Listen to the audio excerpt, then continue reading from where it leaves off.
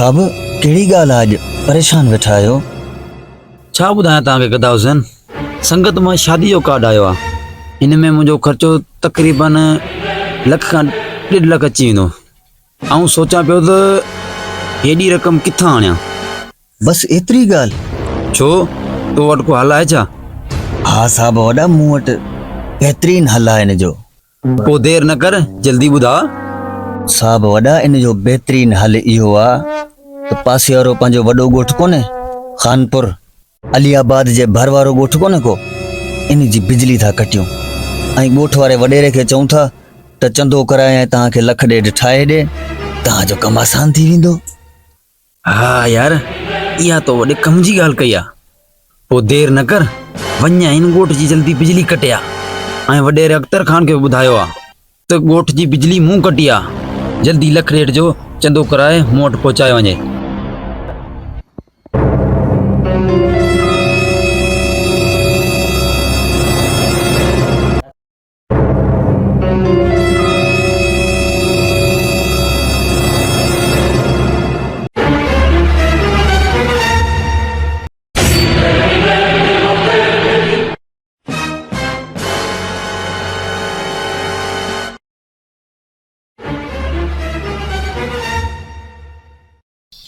अस्सलाम वालेकुम।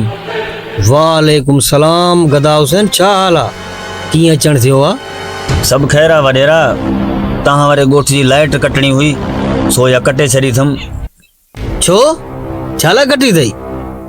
वॾेरा मूं पाण कोन कटी आहे, वॾे साहब फिरोज़ अली जो ऑर्डर आहे। छो बा, छा लाइ?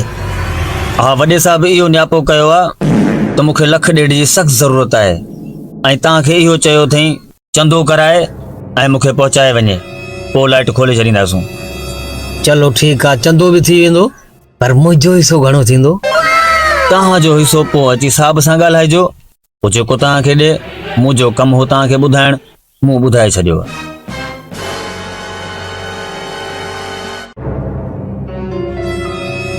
अस्सलाम वालेकुम साहब, छा हाल आहे? वालेकुम अस्सलाम।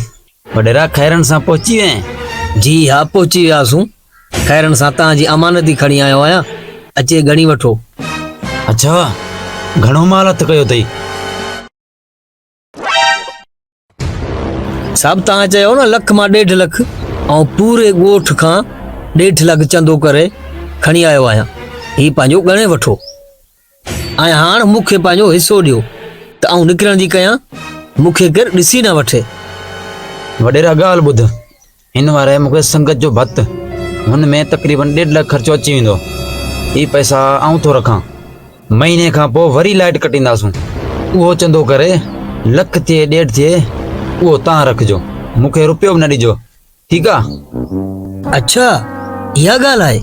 हल ठीकु आहे, पोइ सही आहे।